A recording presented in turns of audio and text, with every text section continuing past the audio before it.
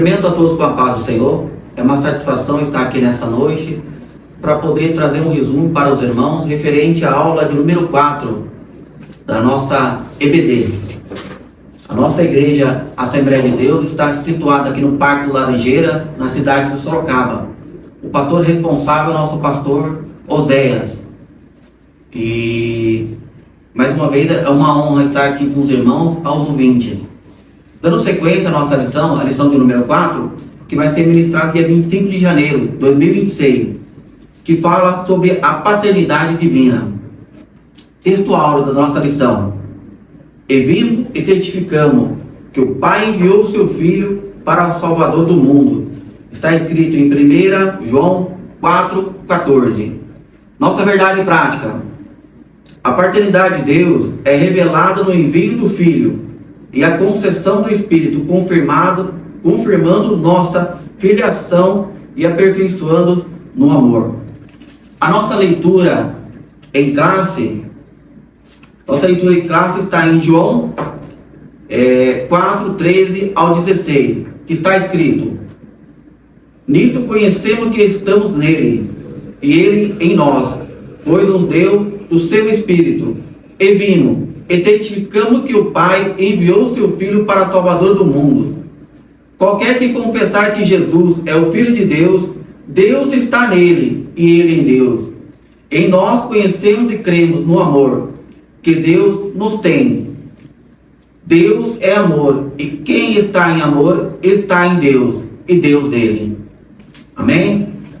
Nossa leitura em classe. Também gostaria de apresentar nossos irmãos que estão conosco nessa noite. Dando a honra, está retornando aqui nosso evangelista Josiel, que veio lá da igreja do Guaíba. É um prazer estar contigo, tá? Deus abençoe grandemente. Já aproveitando, pode ler a introdução e dar uma breve saudação. A paz do Senhor, meus irmãos. Uma alegria muito grande poder retornar aqui para a nossa aula de número 4 da nossa Escola Bíblica Dominical. Um tema muito importante, a paternidade divina. E hoje nós veremos a paternidade revelada, a paternidade reconhecida e o reflexo da paternidade em nós. Com certeza teremos aí momentos marcantes juntos nessa noite. Também nos dá a honra de estar novamente conosco aqui o nosso pastor, nosso professor também da Escola Dominical, pastor José Ribeiro. Pastor José Ribeiro, dá a nossa saudação, por favor, para seguir com a saudação, e já pode falar o primeiro tópico da lição. A revelação da paternidade do Pai. A paz do Senhor para todos. Hoje o nosso assunto é sobre a paternidade divina.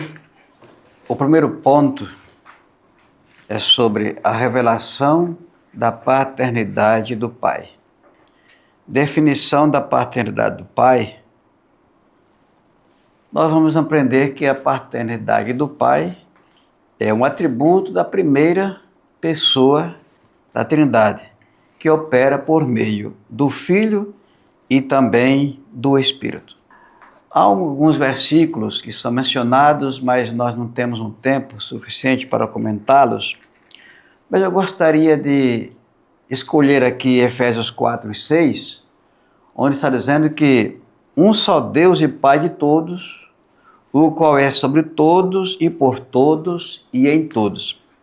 Aqui enxergamos uma progressão de pensamento que parte da igreja para Cristo e de Cristo para Deus. A progressão do pensamento é exposta assim: o qual é sobre todos e por todos e em todos. Deus é o único no sentido mais alto e mais absoluto. Ele é a fonte de tudo. Na frase, ele é sobre todos, percebemos a soberania e a supremacia do nosso Deus. Na sentença, ele é por todos, entendemos que o seu poder impregna a igreja inteira. E na expressão, ele é em todos, confirmamos que o Espírito Santo está presente na adoração diante do próprio trono eterno, e em Cristo todos somos filhos do mesmo Pai celestial. Portanto, lembrando que essa doutrina da paternidade divina, ela é muito clara no Novo Testamento e ela foi trazida pelo próprio Senhor Jesus. Foi o Senhor Jesus quem começou a ensinar aos seus discípulos a chamar Deus de Pai Celestial, Pai que está nos céus, orar ao Pai Nosso. Então, por cerca de 150 vezes, o Senhor Jesus tratou Deus como Pai. O apóstolo Paulo, por sua vez, 40 vezes tratou desse assunto da paternidade. Então, a paternidade divina é uma doutrina específica do Novo Testamento. Amém. Deus é único, Ele está acima de tudo e cuida de nós. O Pai enviou o seu Filho Jesus e junto com o Filho enviou o Espírito Santo. Eles trabalham em perfeita união.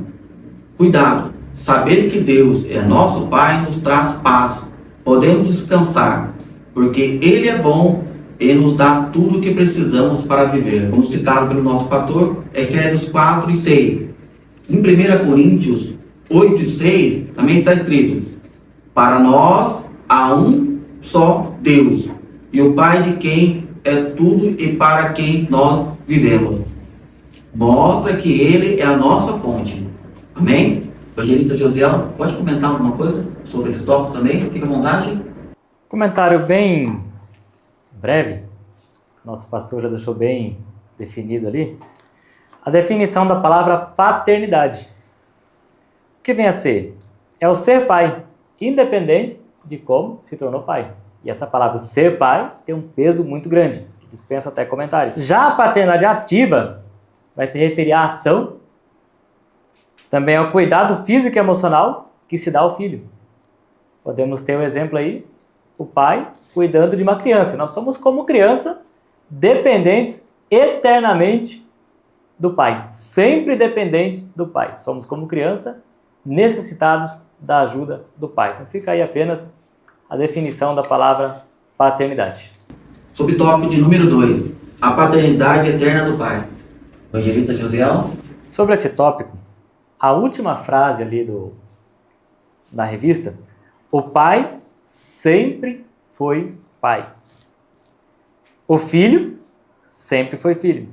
E o espírito sempre foi espírito. Não teve um momento que o pai se tornou pai, que o filho se tornou filho. Não, sempre foi desta maneira. João capítulo 17, versículo 5.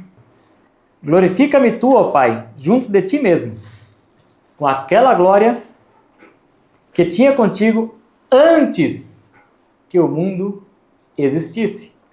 Mas anote a expressão, glorifica-me tu, ó Pai. Já está falando o quê? De um relacionamento. Filho e pai. Mas desde quando? Aquela glória que tinha contigo antes que o mundo existisse. De forma bem resumida, né? E bem simplificada. Já havia um relacionamento antes do mundo existir, um relacionamento de pai e filho. Glorifica-me ao Pai. Como era lá antes da criação do mundo. Lá já era pai e já era filho. Já deixou aí bem definido. Tem um teólogo britânico, Matthew Henry, que ele vai citar da seguinte maneira: o filho não pediu, glorifica meu nome na terra, mas glorifica-me junto de ti mesmo. Por quê? Estar com o pai era o paraíso para ele. Quando chegou na cruz, o filho sentiu a ausência do pai. Pelo que ele repete as palavras do Salmo 22, de versículo 1. Deus meu, por que me desamparaste? Porque naquela hora estava sentindo o pecado de toda a humanidade sobre ele. Mas antes desse sentimento de afastamento do Pai, ele já havia clamado: glorifica-me junto de ti, ó Pai. Ou seja, ele ia passar aquele momento de sentimento de afastamento, mas ele pediu: não, eu quero continuar esse relacionamento de pai para filho e de filho para pai por toda a eternidade. Pastor José Ribeiro, existe um pensamento que nos trazem, alguns têm uma dúvida referente dizendo que só quando Jesus morreu na cruz do Calvário que o Pai se tornou Pai. Isso confirma? Porque existe esse pensamento, o pessoal fica muito na dúvida dizendo assim, Jesus veio, morreu na cruz do Calvário. Foi aquele momento, no nascimento de Jesus, que ele se tornou Pai. Explica um pouquinho para nós aí, por favor. Isso envolve uma questão apologética, e nós estamos cercados de inúmeras seitas que tentam confundir e destruir a verdade bíblica. Uma coisa é certa,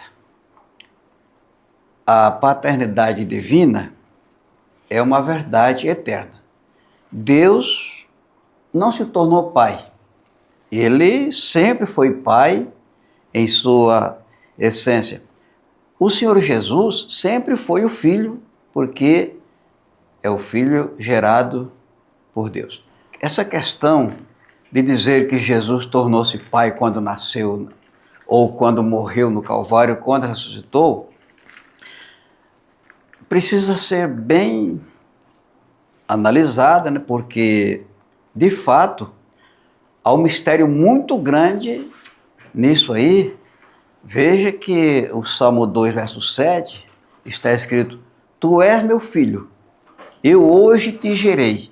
Mas o que tem esse significado? Porque, na verdade, o Senhor Jesus, ele veio a este mundo como filho, mas a natureza dele é a natureza do Pai, como é a natureza do Espírito. Então, que fique bem claro isso aí.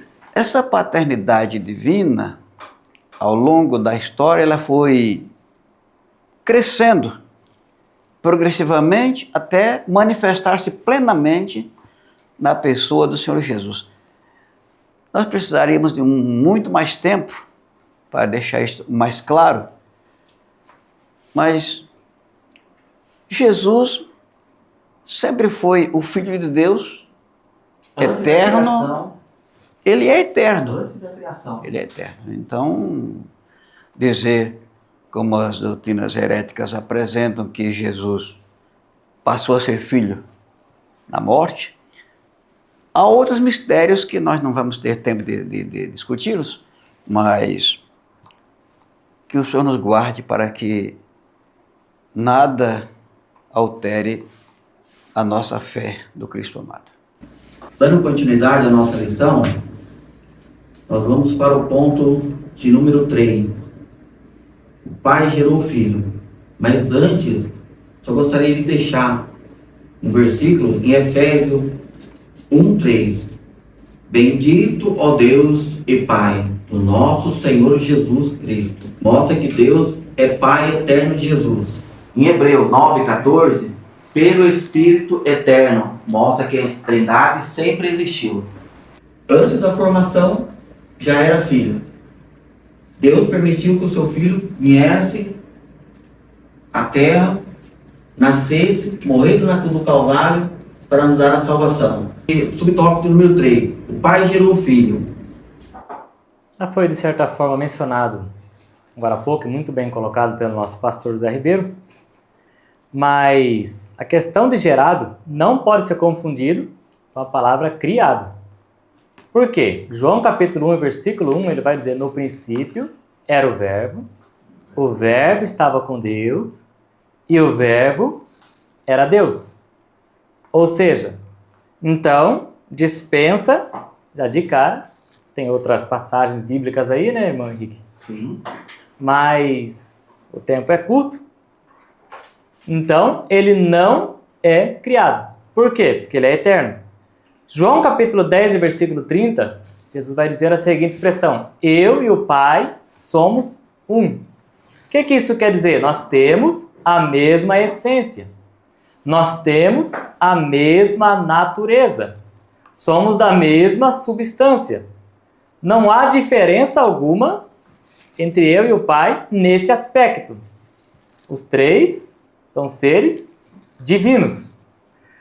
Ou seja, agora ele tinha aí essa natureza divina sempre teve. O versículo de Hebreus 13:8, mãe, que é bem interessante, né? Jesus Cristo é o mesmo ontem, hoje e eternamente. Interessante, né? Porque quando ele esteve na Terra, como homem, é 100% homem e 100% Deus. Esse versículo de Hebreus é muito mencionado, mas ele tem uma profundidade muito grande também, né? Gerado não é a mesma coisa que criado. Apenas para deixar isso aí em ênfase. Existe também, citando, igual você comentou, as pessoas ficam naquela questão. Na hora que eu vou fazer uma oração, Pai, o Filho e o Espírito Santo é o único Deus. Mas são pessoas diferentes. A divisão na Trindade. A minha oração, como é que eu devo fazer a oração? Eu vou orar ao Espírito Santo, eu vou orar a Jesus, eu vou orar ao Pai. Como é que eu tenho que fazer, pastor José Ribeiro? Porque na Trindade nós temos uma separação. São 3 pessoas, mas um Deus só. No Novo Testamento, é bem explicada por Jesus. Tudo quanto pedis ao Pai, em meu nome, eu farei.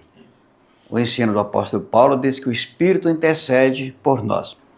A maneira correta de orar sempre, a nossa oração é dirigida a Deus, em nome do Senhor Jesus, e é no poder do Espírito Santo. Agora, isso não impede também que você diga, em determinado momento, ó Espírito Santo, vem me ajudar, vem me inspirar, né? Ó Jesus, ó Deus. A minha alma está angustiada. Não tem essa questão. Agora, o que os teólogos antigos ensinavam é que nunca se deve fazer uma oração e terminá-la dizendo em nome do Pai, do Filho e do Espírito Santo, porque ela não foi dirigida para ninguém. Porque se a oração foi feita em nome do Pai, do Filho e do Espírito Santo, deve ter uma quarta pessoa. Eu lembro que o pastor até comentou isso numa lição. Acho que a lição passada foi comentada isso. Isso, às vezes, tem sido uma luta, porque não entra na cabeça de muita gente. Hoje em dia, está se criando uma ideia de criticar muitos nossos pastores antigos. Isso não é salutar. Nós temos que respeitá-los, porque eles ensinaram a palavra de Deus debaixo de muita oração, de muita unção, e às vezes, em determinadas ocasiões, os nossos antigos pastores, nossos mestres, são deixados de lado. Mas eu queria voltar um pouco à questão da geração. A geração eterna do Filho é um mistério próprio da fé cristã, que confessamos com reverência, porque é revelado nas Escrituras, né?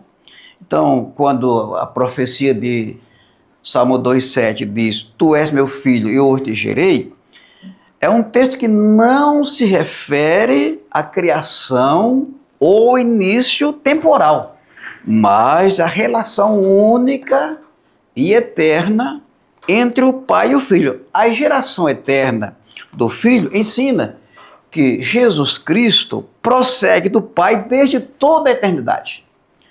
Não como criatura, mas como aquele que participa da mesma essência divina.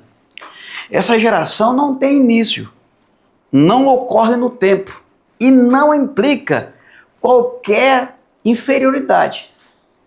Ela simplesmente expressa que o Pai sempre foi Pai e o Filho sempre foi Filho. Então, a geração eterna, ela preserva a plena divindade do Filho, a unidade da essência de Deus e a distinção real entre o Pai e o Filho. Isso são fundamentos centrais da ortodoxia cristã. Seguindo aí, Pai nos concede o Espírito. O Pai nos concede o Espírito. Logo na primeira fala desse tópico, subtópico, o Espírito Santo também tem sua origem no Pai. mas de modo distinto. Ele procede do Pai e é enviado pelo Filho. Só o fato de Jesus vir na Terra, do Pai ter enviado, já era uma grande prova de amor. Mas quando o Filho vai subir ao céu, o que ele faz?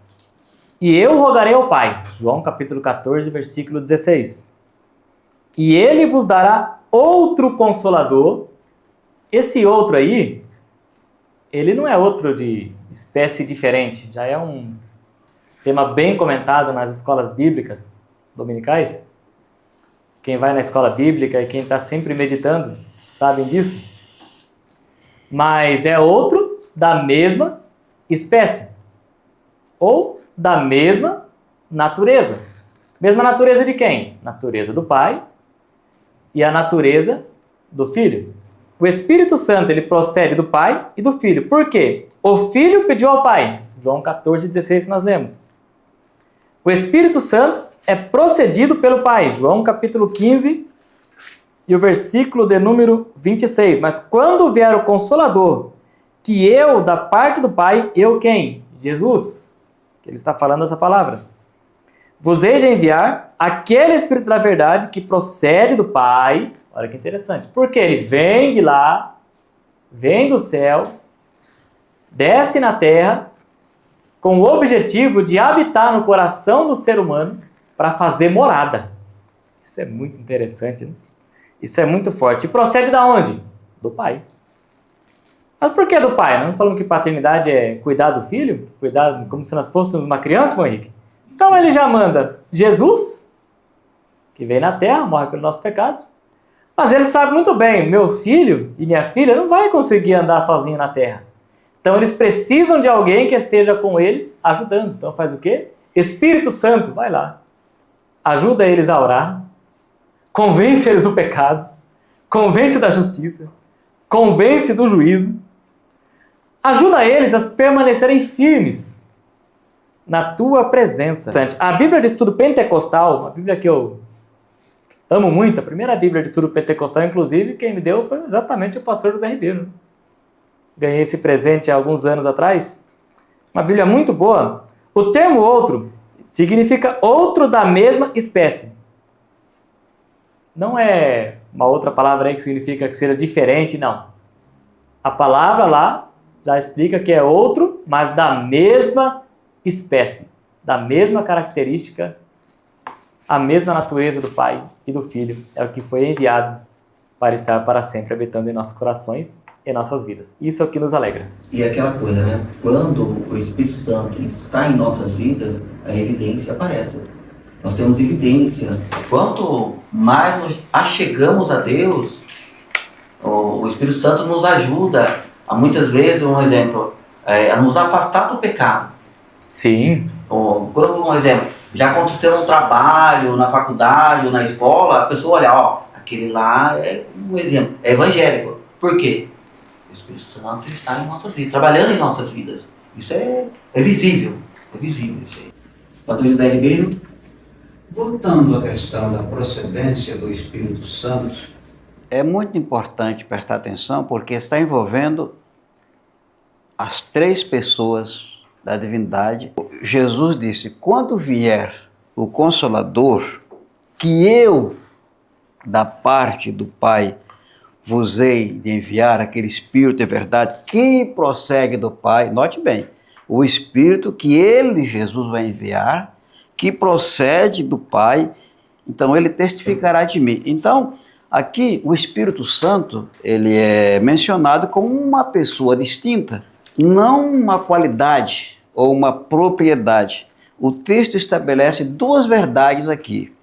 O Pai prossegue do Pai, do Filho, aliás, o Espírito prossegue do Pai e ele é enviado pelo Filho. Prossegue do Pai e é enviado pelo Filho. Jesus, então, fez aqui uma declaração que se expressa de duas maneiras, uma negativa e a outra positiva. Se eu não for, o Consolador não virá. Mas positivamente, se eu for, eu vou enviar-vos, né? Então, Cristo foi para o céu, voltou para o céu com o propósito de enviar o Espírito Santo.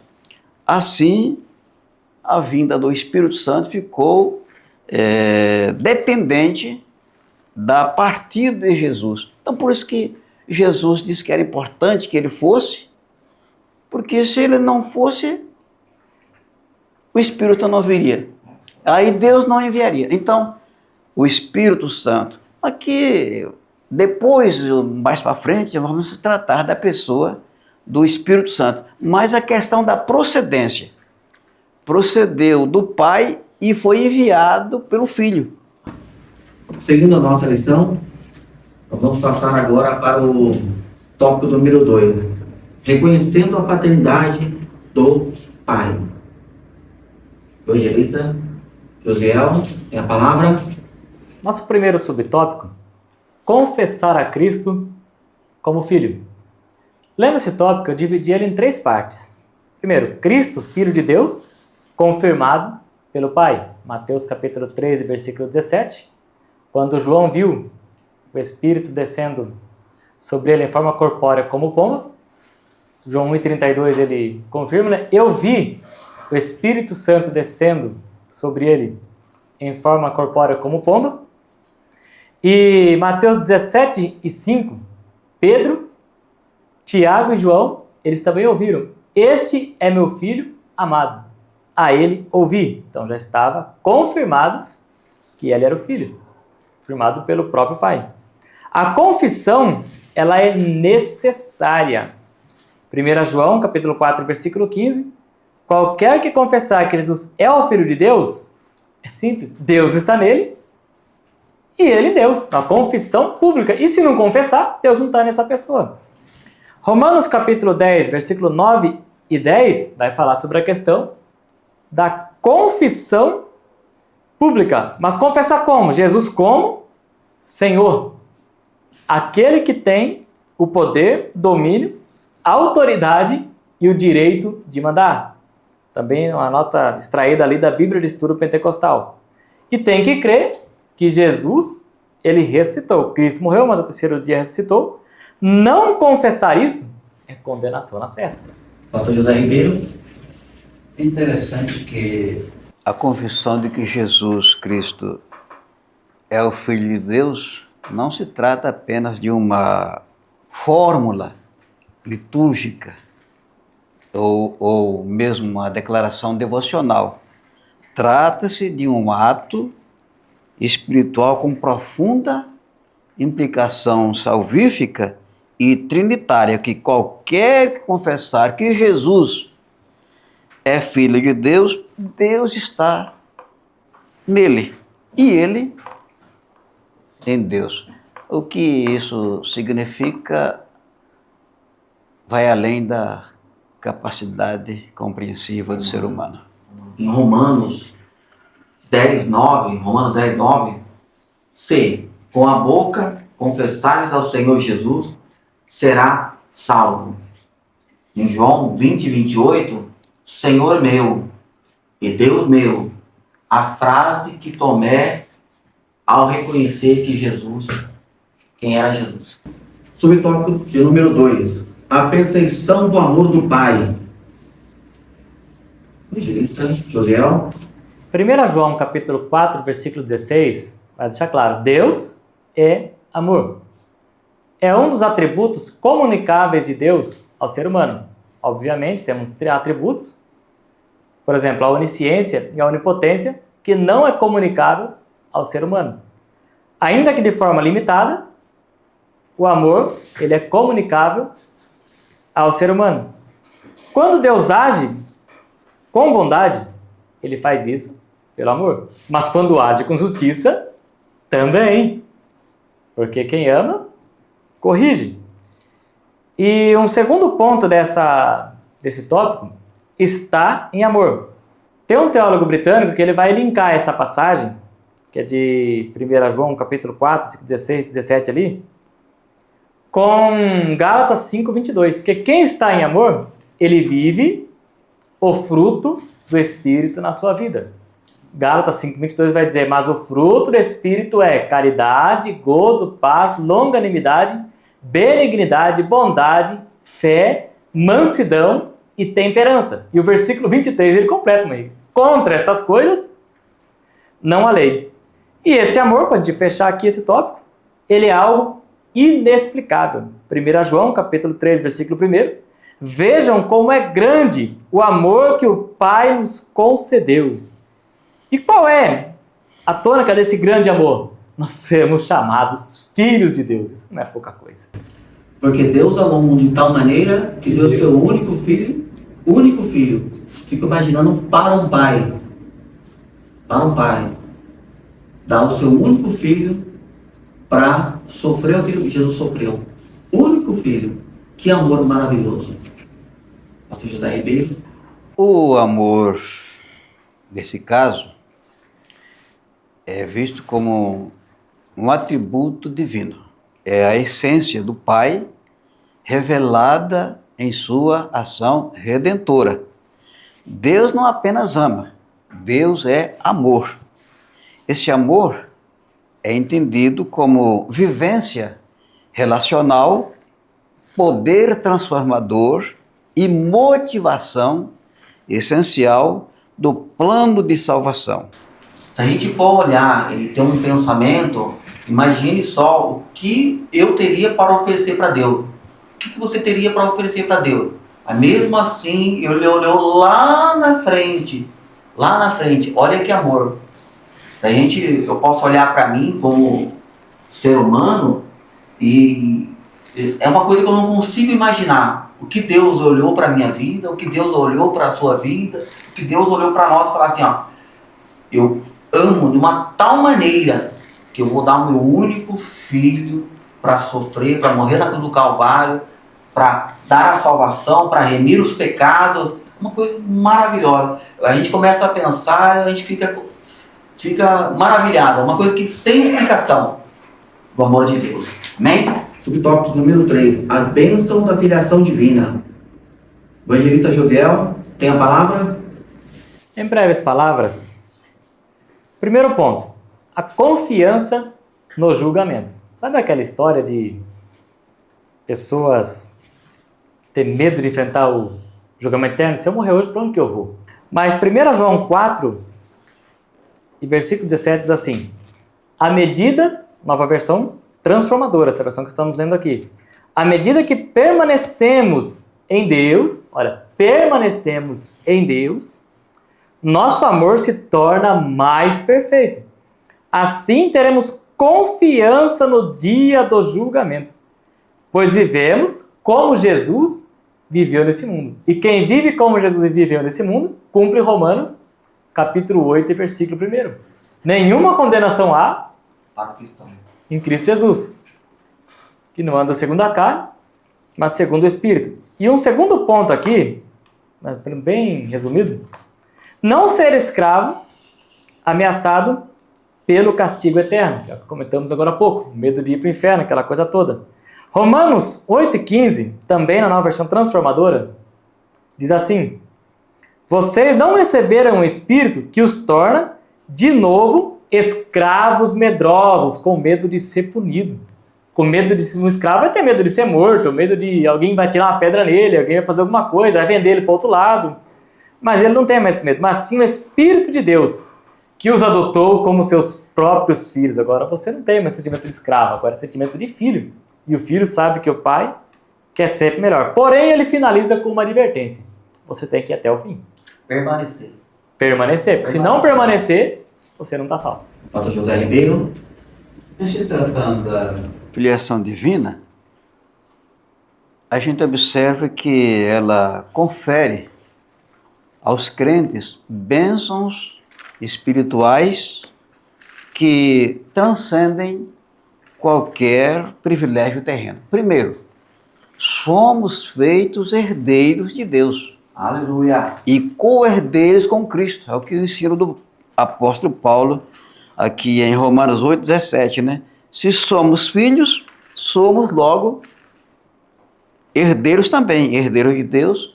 Então esse é o primeiro privilégio, é de sermos feitos filhos de Deus, né? Um segundo privilégio que nós temos aqui é que nós recebemos o direito de nos aproximarmos confiadamente ao trono da graça. Diz aqui o escritor aos Hebreus 4,16, temos um grande sumo sacerdote, Jesus, Filho de Deus. Então, cheguemos, pois, com confiança ao trono da graça. Primeiro, recebemos esse direito de sermos filhos, de sermos herdeiros de Deus, porque somos filhos. Também temos o direito de nos aproximar dele, no trono da graça. Terceiro, nós somos agora objeto do cuidado paternal de Deus. Jesus disse aos discípulos, vosso Pai Celestial bem sabe que necessitais de todas essas coisas. Né? Um quarto privilégio é que nós somos amorosamente disciplinados pelo Pai. A disciplina aqui, a correção, porque o Pai corrige o Filho a quem ama. E temos um quinto privilégio, que é, como filhos, nós estamos agora aguardando a manifestação plena da nossa filiação. É que 1 João capítulo 3, versículo 1 está dizendo, amados, agora somos filhos de Deus e ainda não é manifesto o que havemos de ser, mas sabemos que quando ele se manifestar, nós seremos semelhantes a ele. Então, esses 5 privilégios, de sermos herdeiros de Deus e corredeiros com Cristo, de nos aproximarmos do trono da graça, né? De ter nossas orações respondidas, então, de sermos amorosamente corrigidos pelo Pai e de termos essa esperança da manifestação plena da nossa filiação, então, isso é simplesmente maravilhoso. A experiência do amor do Pai. Evangelista José. Subtópico 1. O amor é aperfeiçoado no crente. Lendo esse tópico, nós vemos algo bem claro aqui. A palavra obediência. Guardar como sinal aí de obediência. Obediência à palavra é sinal de amor a Deus. 1 João, capítulo 2, versículo 4, ao versículo 6, diz assim, aquele que diz, eu conheço, conhece quem? Conhece Deus. Mas não guarda os seus mandamentos, ou seja, não obedece os seus mandamentos, é mentiroso e nele não está a verdade. Então, interessante, o desobediente, ele diz que é obediente. Ele desobedece e diz que é obediente. Mas ele não conhece coisa nenhuma. 1 João 2,5. Qualquer que guarda as suas palavras, o amor de Deus está nele verdadeiramente. Aperfeiçoado. Interessante. Aperfeiçoado. Sempre tem aí um progresso. Nisto conhecemos que estamos nele. Aperfeiçoando o amor de Deus em nossas vidas. Efésios capítulo 4, versículo 13. Até que todos cheguemos à unidade da fé e ao conhecimento do Filho de Deus, a homem perfeito, à medida da estatura completa de Cristo. Cada dia mais você vai aí amadurecendo. Vai amadurecendo. E para poder fechar, 1 João 2,6, aquele que diz que está nele, é simples, né? Deve andar como ele andou. Porque ele é o modelo, ele é a referência. Amar é obedecer. Quem ama a Deus de verdade, sente a vontade de fazer o que agrada. Ele não é só falar, é agir. Não é só falar, é agir. Se eu realmente amo, eu tenho que fazer para agradar. Eu amo, eu quero agradar. Mas o que eu estou fazendo para agradar? É que nós estamos fazendo realmente? Estamos transparecendo o que sentimos? Exatamente. É interessante que o aperfeiçoamento do amor na vida do crente é trabalho, é obra do Espírito Santo. E o meio pelo qual o nosso amor é aperfeiçoado ou amadurecido é exatamente observar a palavra de Deus, né? Aquele que guarda a sua palavra, nele verdadeiramente tem sido aperfeiçoado o amor de Deus. Como já foi enfatizado, né? A obediência às Escrituras revela um amor genuíno e também em maturação.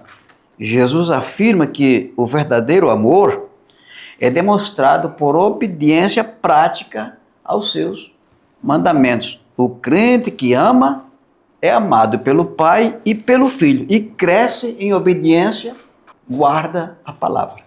Então esse é uma obra do Espírito Santo que é possibilitado pelo cuidado que nós temos em guardar a palavra, em obedecer a palavra. Isso aí então envolve todos esses aspectos. Em João 14, 21, aquele que tem os meus mandamentos e guarda, esse é o que ama. Em 1 João 5, 3, porque este amor de Deus que guardemos os seus mandamentos. Em Tiago 1, 22, sejam praticamente da palavra, praticante da palavra, e não apenas ouvinte. Quer dizer, entender a palavra, estudar a palavra e praticar a palavra. Nós, aquilo que o pastor José Ribeiro acabou de dizer, a gente não consegue praticar, não consegue se dedicar, não é só ouvir, mas realmente tem que praticar, levar essa palavra, esse amor para os demais, praticar, viver, realmente viver. É que antes de tudo, né, nós temos que dar lugar ao Espírito Santo, porque se nós fizermos um esforço para guardar a palavra, obedecer, não, a gente não vai ter muita condição, porque isso, quem nos dá toda essa condição é a presença do Espírito Santo. Ele que nos conduz. Ele que nos conduz a amarmos realmente o Pai. Ele que nos dá diretrizes ali para entender e seguir. Seguindo aqui para o segundo tópico, o amor é a marca dos filhos de Deus. Mateus capítulo 5, versículo 44 e o versículo de número 45, tem boas referências aqui na lição também, por sinal, mas vamos me ater a essa palavra de Mateus 5, 44 e 45, que diz assim: eu vos digo, porém, amai a vossos inimigos. Claro que o inimigo aí, porque a pessoa está buscando inimizade com você, né? O crente já não é para ter inimizade com ninguém, né? Começa por aí, né? Bendizei os que vos maldizem. Isso é difícil. Bendizer, imagina a pessoa falando mal de você, você devolver falando bem, você descobre que ele está falando mal de você. O que você faz? Fala assim, olha, o Josiel é esse que lá. Você fala assim, não, aquele rapaz lá é uma bênção. O outro. Você já desmonta. Mas espera aí, ele é diferente. E vai continuando o versículo. Fazei bem aos que vos odeiam e orai pelos que vos maltratam e vos perseguem. Para quê? Versículo 45. Para que sejais filho do vosso Pai que está nos céus. Olha que interessante. Para que sejais filhos do vosso Pai que está no céu. Ou seja, a marca, meu Henrique, é diferente. Que no versículo 43, olha como que o mundo iria agir. Ouviste o que foi dito: amarás o teu próximo e odiarás o teu inimigo. Esse é o comportamento de quem não é filho de Deus. Mas quem é filho de Deus, ele vence o mal praticando o bem. O sinal do cristão. O mundo conhece quem segue Jesus, não pelas palavras, mas pelo amor praticado no dia a dia. É a mesma coisa, lá no serviço, lá na faculdade, viu? As pessoas olham para nós, tem uma coisa diferente. Alguém me perguntou para você, pastor José, você é evangélico? Você vai na igreja? Porque transparente, é diferente. É diferente. Pastor José Ribeiro? Realmente, o amor é a identidade dos salvos, né? O mundo conhece a Deus por meio da manifestação do amor que há entre os filhos de Deus. Está escrito em 1 João 4,12 que ninguém jamais viu a Deus. Se amarmos uns aos outros, Deus permanece em nós e o seu amor em nós aperfeiçoado. Nesse texto, o amor é evidência da presença de Deus. Deus é espírito, Deus é invisível, mas se o seu amor é tornado visível à humanidade quando os cristãos vivem em amor mútuo. Jesus ensinou que os cristãos deveriam amar uns aos outros e, fazendo assim, seriam conhecidos como seus discípulos. Mais do que a gente querer mostrar-se um amor direto com o indivíduo que não serve a Deus, é mais importante nós nos amarmos aos outros, porque essa maneira, esse tipo de ação do amor divino em nossas vidas, é mais produtivo do que a gente querer estabelecer direto amor com eles, porque Jesus disse, se vocês amarem uns aos outros, o mundo vai observar e conhecer Deus por esse testemunho, que às vezes a gente quer fazer amizade com pessoas que são ímpias e por causa de certos relacionamentos, a gente pode contrair um mal que não havia necessidade. Então, entre nós os crentes, nos amando uns aos outros, nos perdoando uns aos outros, o mundo vai observar de fora, vai ver que existe uma esfera diferente, um povo diferente, uma fala diferente, um comportamento diferente, regido pelo amor de Deus. E outra coisa, isso tudo é possível somente quando Deus realmente está presente na nossa vida, que é pelo Espírito Santo, né? Em nome de Jesus. Malaquias 3:18. Então voltareis e vereis a diferença entre o justo e o ímpio, entre o que serve a Deus e o que não serve. Em 1 João 4:8 está escrito: aquele que não ama não conhece a Deus, porque Deus é amor. Amém? Glória a Deus. Seguindo para o próximo tópico, fomos amados primeiro. A palavra? Primeira carta de João, capítulo 4, versículo 19. Nós o amamos a Ele. Mas por quê? Como que nós amamos a Ele?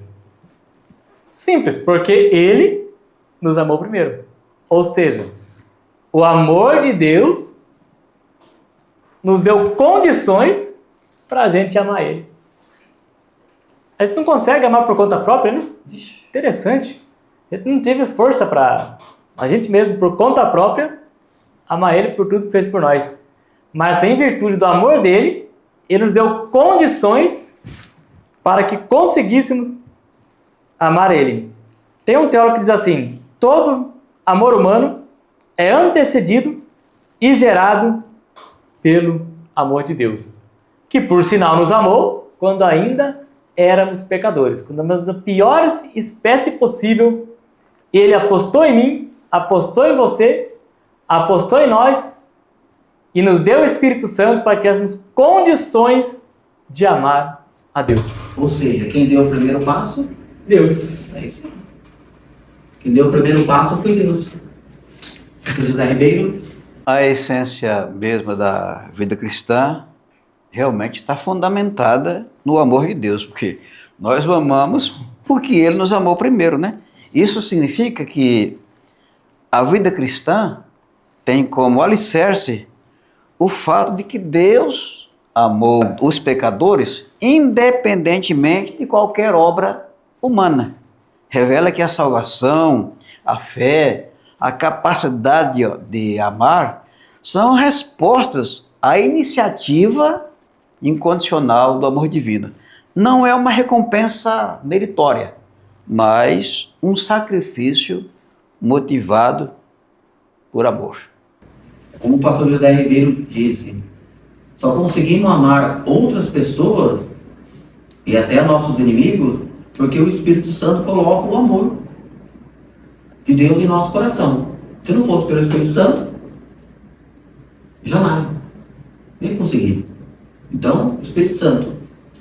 Em João 15:13, ninguém tem maior amor do que este, de dar alguém a sua vida pelos seus amigos. Amém? Seguindo para a nossa conclusão, pastor José Ribeiro, faz a conclusão para nós, por favor. Concluindo, vemos que a paternidade de Deus é revelada de maneira plena na ação conjunta da Trindade. O Pai envia o Filho, concede o Espírito e estabelece conosco uma relação sólida e paterna. Confessamos a Cristo, amamos porque fomos amados primeiro e somos conduzidos pelo Espírito a viver em obediência e comunhão. A nossa identidade como filhos de Deus é firmada em sua iniciativa soberana e amorosa, garantindo-nos plena confiança para o dia da eternidade e ajudando-nos a refletir o amor do Pai ao mundo. Josiel, dá o seu agradecimento aí, eu também, aproveitando, gostaria de agradecer pela participação novamente e agradecer de coração, tá? Eu sei que é um trabalho, acabou de sair lá do seu serviço, veio para cá, direto para cá, sei que tem um sacrifício, tem uma dedicação, tem um sacrifício todo envolvido. Agradecer, tá?